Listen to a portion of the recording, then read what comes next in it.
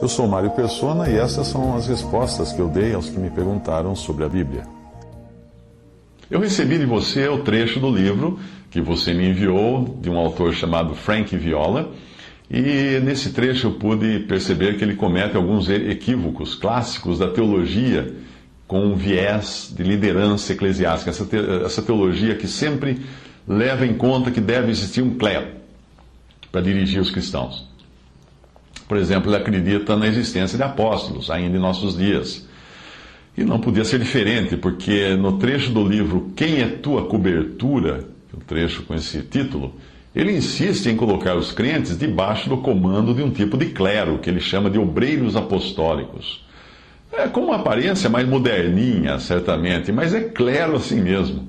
Eu vou comentar algum desses equívocos do texto que você me enviou. Um deles diz: no entanto, a Escritura menciona outros apóstolos à parte dos 12. Paulo e Barnabé, em Atos 14:4, versículo 14 também, 1 Coríntios 9, de 1 a 6. Também Tiago, irmão do Senhor, é chamado assim em Gálatas 1:19.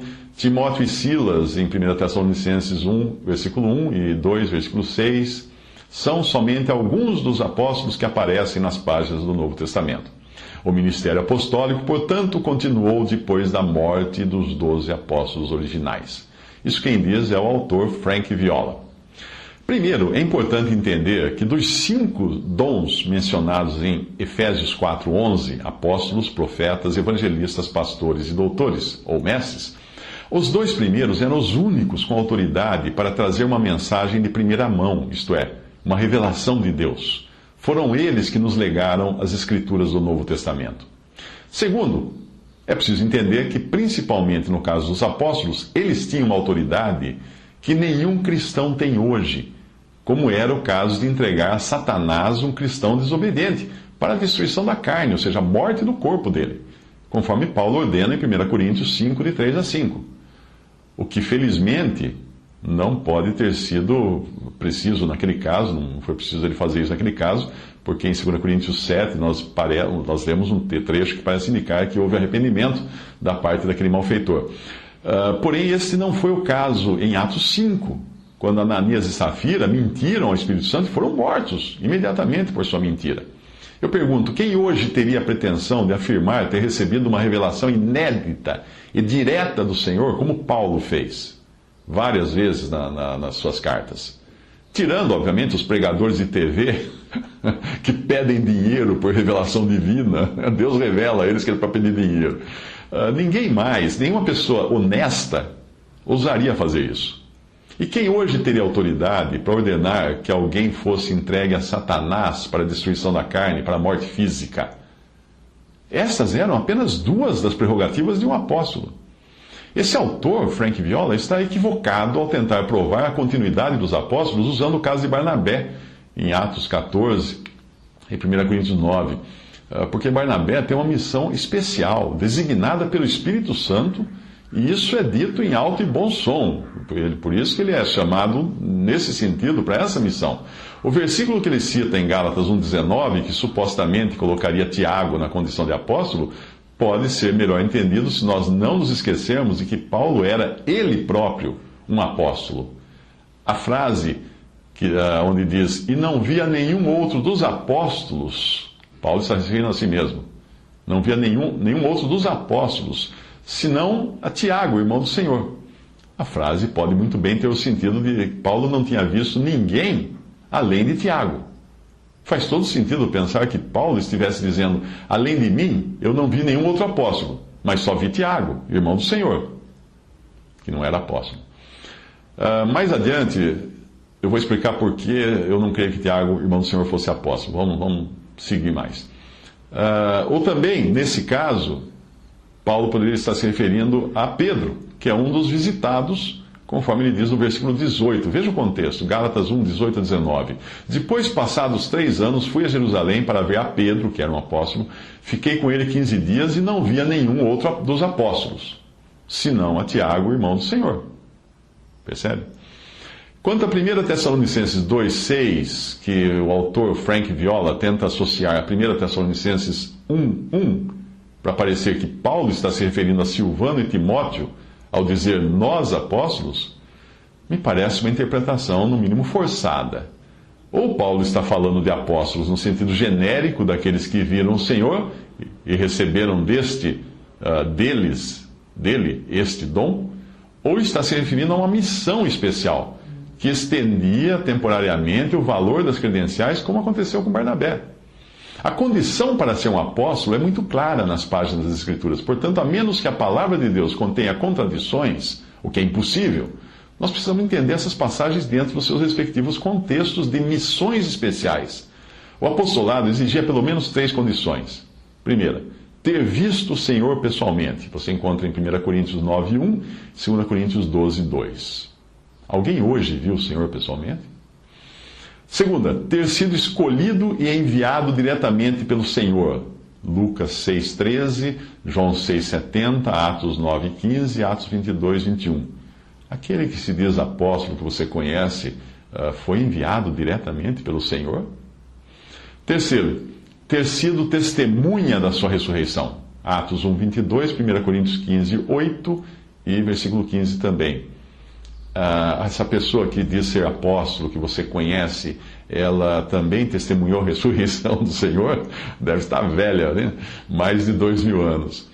Muito bem, Barnabé não aparece nos evangelhos acompanhando o Senhor, mas apenas depois da igreja já formada que nós o encontramos. José, cognominado pelos apóstolos Barnabé, que traduzido é filho da consolação, levita, natural de Chipre, possuindo uma herdade, vendeu-a e trouxe o preço e depositou aos pés dos apóstolos. Atos 4, 36 a 37. Que ele não era um dos apóstolos fica claro pela indicação de ter depositado o dinheiro aos pés de quem? Dos apóstolos. Tiago era irmão do Senhor e, obviamente, conhecia o Senhor e andou com o Senhor e aparece nos evangelhos, porém na condição de incrédulo. Em João 7, versículo 5, porque nem mesmo seus irmãos criam nele, diz a passagem. E Timóteo, que Paulo chama de meu verdadeiro filho na fé, deve ter escutado o evangelho do próprio Paulo para ser considerado filho na fé. Ou seja, bem depois de o Senhor escolher seus apóstolos e ter escolhido o próprio Paulo. Ou seja, o Senhor, Timóteo provavelmente não andou com o Senhor, não foi escolhido pelo Senhor, não viu o Senhor ressuscitar. Mas ele vem depois até de Paulo.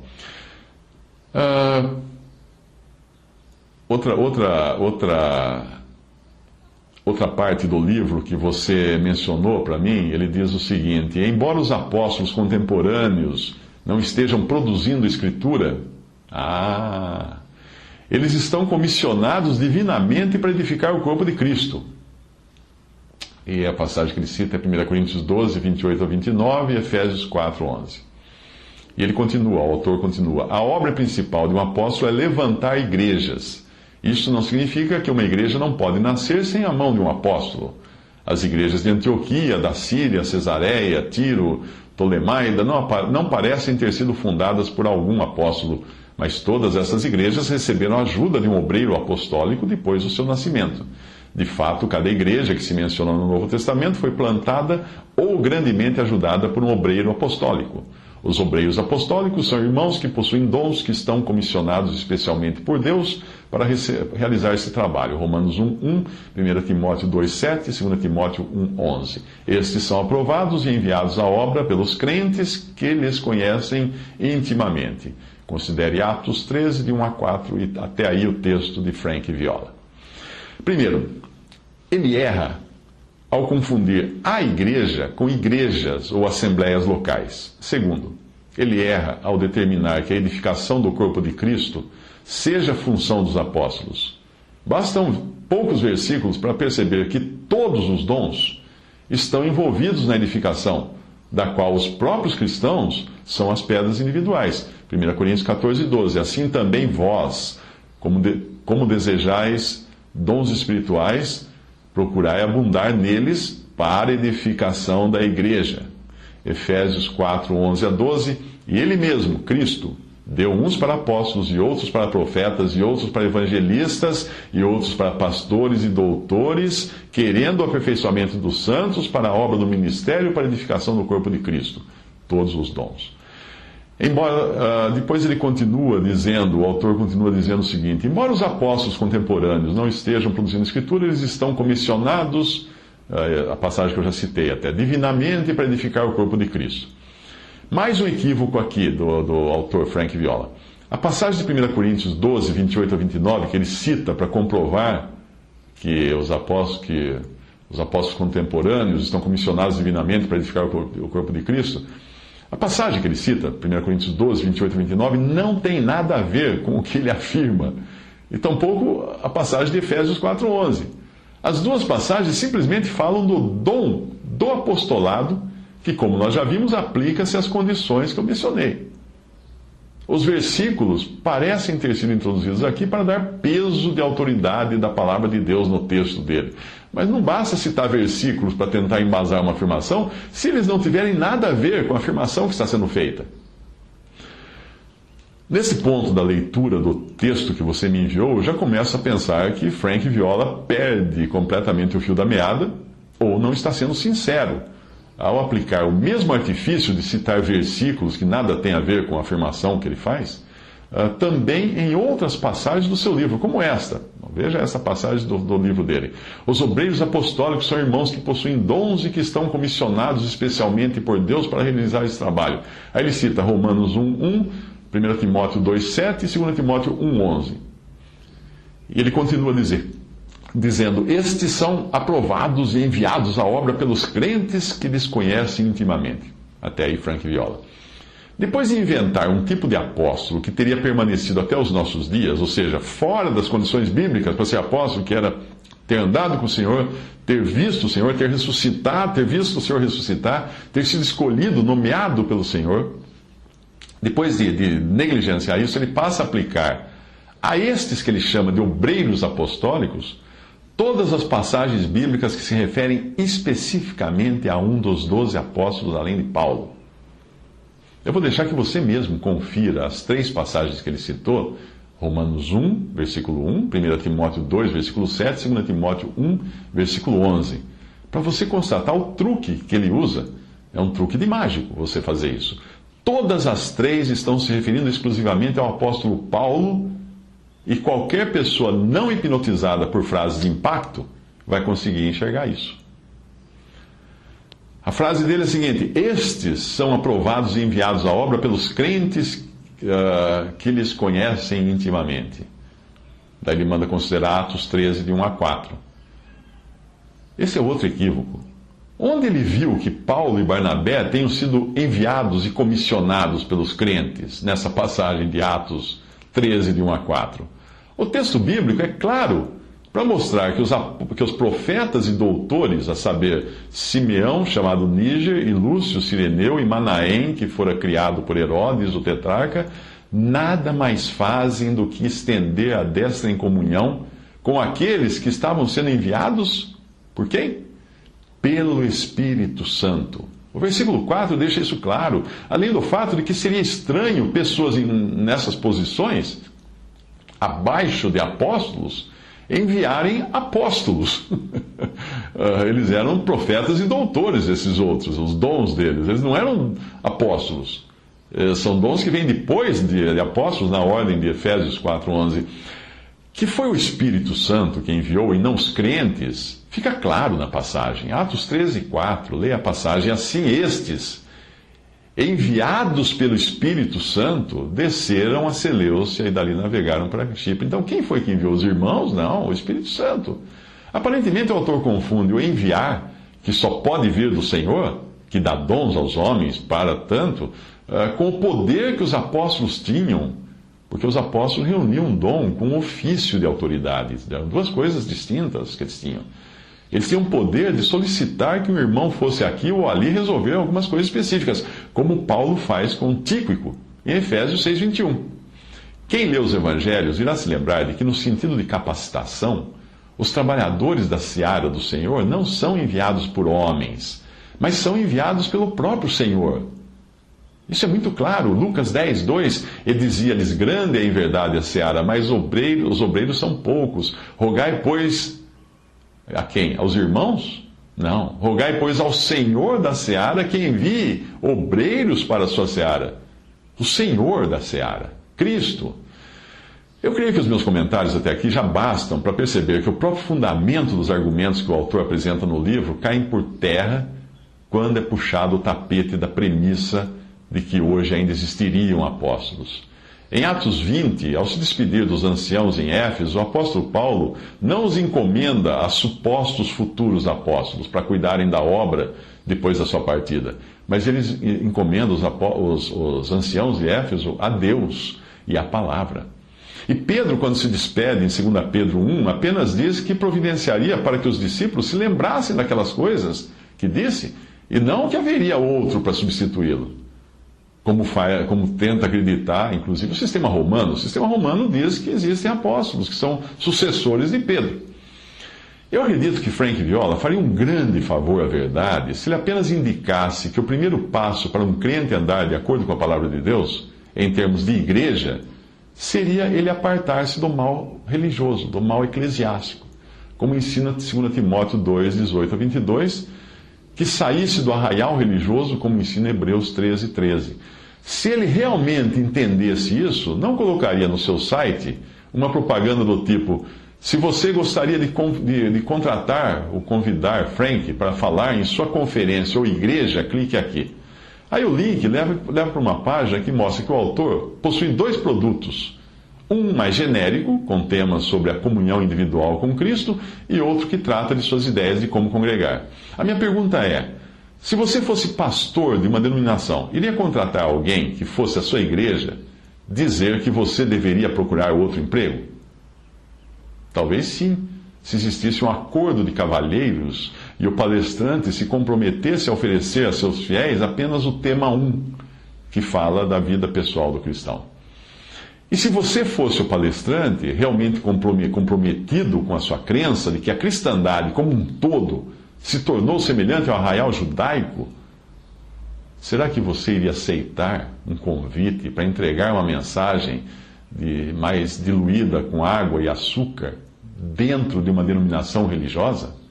Não, você realmente procuraria ser coerente com o que você prega e se manteria afastado e apartado de tudo aquilo, seguindo a justiça, a fé, o amor e a paz com os que, com um coração puro ou purificado e livre dessas coisas, invocam o Senhor, como ensina 2 Timóteo 2,22.